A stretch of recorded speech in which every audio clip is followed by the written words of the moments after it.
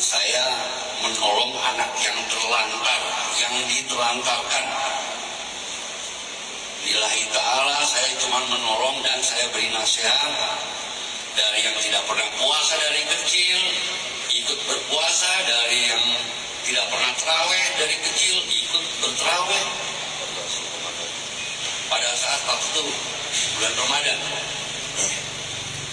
Di samping itu, cara berpakaian juga saya tidak suka yang terlalu seksi, minim.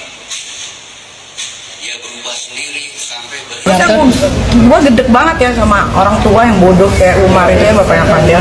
Masa dia bilang katanya Laura nggak pernah puasa, nggak pernah sholat, terawih. Dia buta matanya apa gimana sih, apa blon, nggak ngerti. Anak gue, keluarga gue tuh sedari dini tuh udah diajarkan agama. Jadi nggak usah ngomongin akhlak ya, urusin aja anak lu tuh. Itu anak lu tuh teripangnya tuh ada di mana-mana itu. Dia tuh suka pap-pap. Kembali lagi bersama saya di seputar artis.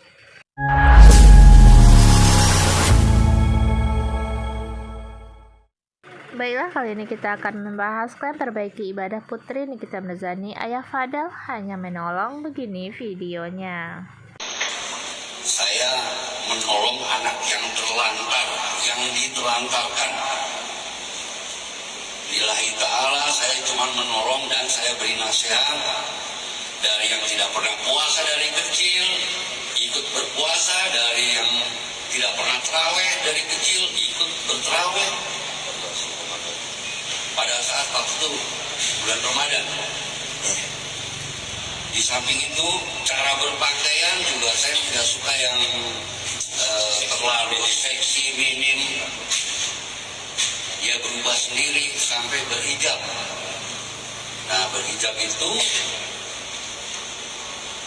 dapat fitnah lagi menutupi hamil. Ini kan sudah bukan manusia kalau begini. Bapak, ya, si Laura itu bukan anak terlantar, tapi melantarkan diri. Hanya saja Kak Niki ya memberi dia pelajaran. Kalau soal puasa ataupun tarawih, nggak mungkin si Laura dari kecil nggak pernah puasa, nggak mungkin. Menolong orang itu ada banyak cara, Pak. Apalagi ini masalah antara ibu dan anak, ya. Sedangkan si Laura ini masih punya ibu. Coba dari awal anak bapak tidak menantang si Kak Niki, pasti semua baik-baik aja gitu loh. Kan dari awal anak bapak udah diperingati sama Kak Niki. Gini ya, ingin membela anak sendiri itu boleh-boleh aja. Memang setiap orang tua pasti mengajarkan hal yang baik untuk anaknya. Tapi kita nggak tahu, anak udah mulai dewasa, di luaran sana dia berbuat apa kan kita nggak tahu gitu loh. Cari tahu banyak dulu. Kamera Fadel, siap-siap ya. Ayo Fadel. Ini kesibukan kamera. Ayo ngedance well. Ayo Fadel. Oh my god. Pak. Dudun.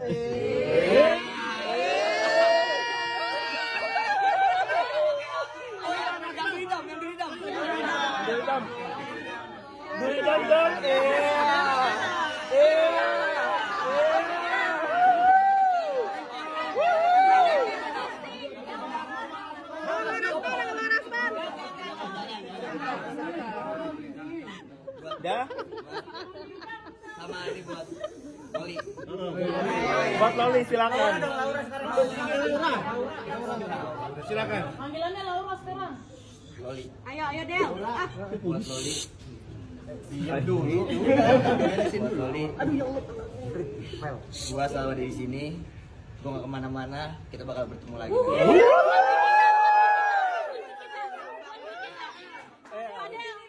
Nikita ada. Buat Nikita Mirzani ada. Buat ibunya dan kita ngedance bareng. Iya. Makasih Fadel. Makasih Fadel. Loli itu datang cuma bawa perkara, bawa masalah. Mudah-mudahan, bahkan berharap, Loli melihat dan mendengar apa yang disampaikan oleh beliau, meskipun kemungkinan itu kecil. Namun apabila Loli melihat dan mendengar apa yang disampaikan oleh beliau, seharusnya Loli merasa tersinggung, bahkan sakit hati. Seharusnya. Karena minimal, pada akhirnya Loli bisa melihat dengan jelas bagaimana watak dan karakter dari keluarga tersebut melalui apa yang disampaikan oleh beliau. Ya. Menyesal memang tiada guna, karena penyesalan selalu berada di akhir, bukan di awal, karena di awal bukan penyesalan namanya, melainkan pendaftaran.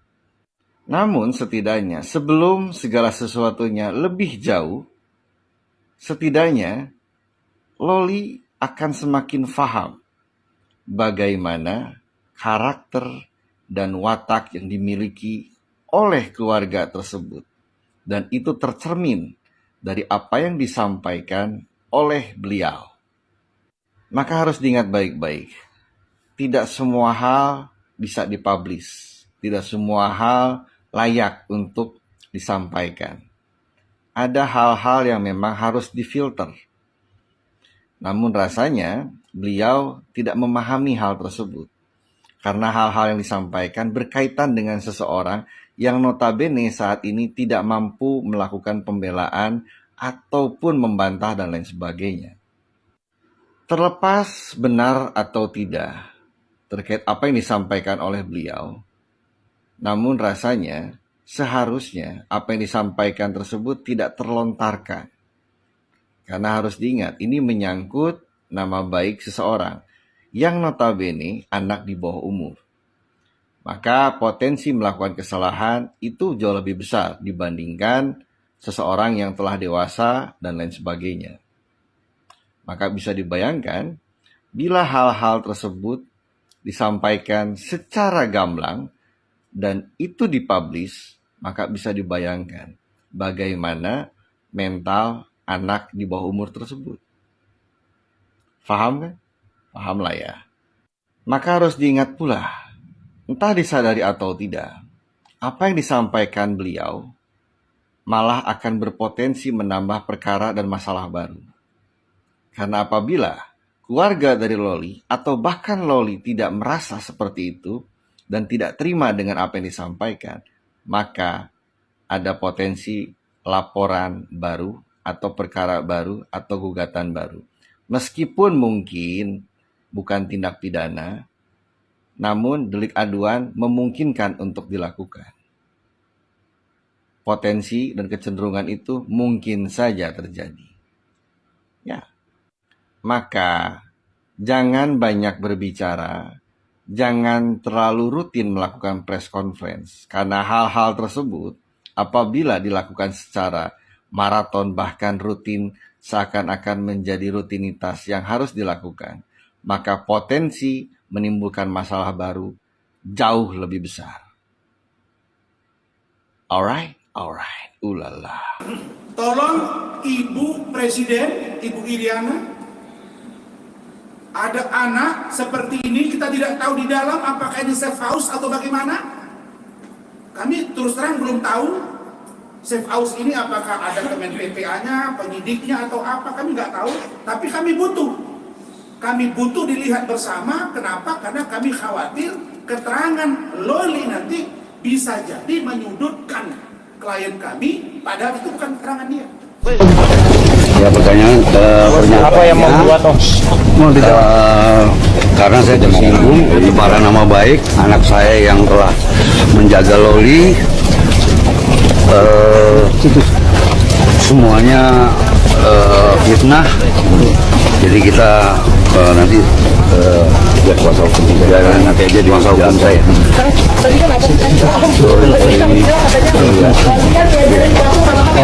Saya banyak cerita ya. Biar selesai dulu, oke? Kan nih kita lemon ya. Gue bukan siapa-siapa aja, gue gedek banget lihat preskon terbarunya, apalagi bapaknya perkedel ngomong kayak gini. Anak saya semuanya akidah dan akhlaknya tebel-tebel, makanya jalannya lurus-lurus aja. Kalau tebel-tebel akhlaknya, akidahnya kagak akan tuh tripang si pudel itu tersebar di dunia maya. Kalau Allah nih mengizinkan gue, Erin jadi ular sekarang, gue datang ke preskonnya, gue patok. Enggak usah ngomongin kasus yang belum terbukti kan katanya dia itu tidak melakukan hal yang dituduhkan oleh NM gitu kan. Kagak usah, yang ada-ada aja tuh kan, akhlaknya tebel, jalannya lurus-lurus aja. Kagak mungkin tuh tiba-tiba ya kan ngegebugin orang. bertiga-tiga lah gitu anaknya ngegebukin orang kan. Mana ada jalannya lurus-lurus aja begitu. Kagak ada nih, gue jadi ular gue patok. Ih, putus anjing. Bukan itu aja, apa iya kalau misalkan orang yang jalannya lurus-lurus aja, alak dan akidahnya tebel, tapi daman minta VCS sama cewek random, sama tobrut bapak itu buktinya udah banyak kelakuan anak bapak. Kuku gue sampai patah.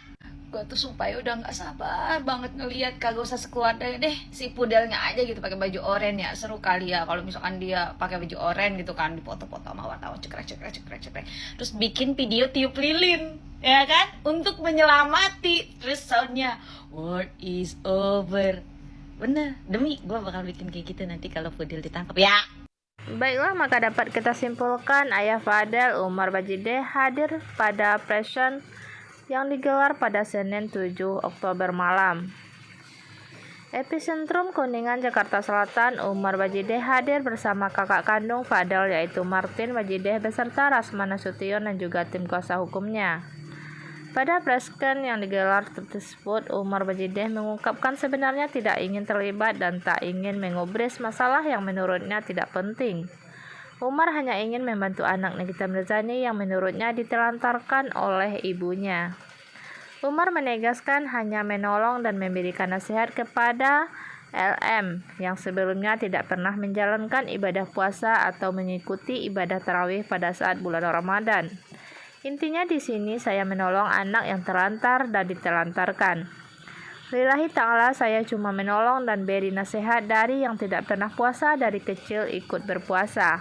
Dari yang tidak pernah ikut tarawih dari kecil ikut tarawih pada saat waktu itu bulan Ramadan, kata Umar Bajideh. Umar juga mengungkapkan perubahan positif yang terlihat pada LM, yang kini sudah mengenakan hijab dan berpakaian lebih sopan dari sebelumnya. Namun Ayah Fadel Bajideh ini mengekspresikan kekecewaannya terhadap sikap Nikita Mirzani yang tidak memahami niat baiknya. Saya tidak mengharapkan ucapan terima kasih, saya hanya membantu anak-anak yang membutuhkan. Saya hanya berharap belasan dari Allah SWT, menyatakan bahwa ia hanya ingin berkontribusi dan berharap orang lain bisa melihat kebaikan dan keluarganya beri kepada LM dalam tindakan tersebut dan bukan hanya dari pandangan negatif. Ia merasa keluarganya diinjak-injak dan disalahpahami oleh orang-orang yang tidak tahu kebenaran yang terjadi seperti apa. Nikita Mirzani sebelumnya sudah memberikan respon mengenai hal ini. Ia kesal karena anaknya ibadahnya kurang. Anak gua, keluarga gua sedari dini udah diajarkan agama, jadi nggak usah ngomongin akhlak. Ujar Nikita Mirzani saat ditemui di kawasan Polres Jakarta Selatan, Selasa 8 Oktober 2024. Sekian saja informasi kita hari ini. Saya ucapkan terima kasih.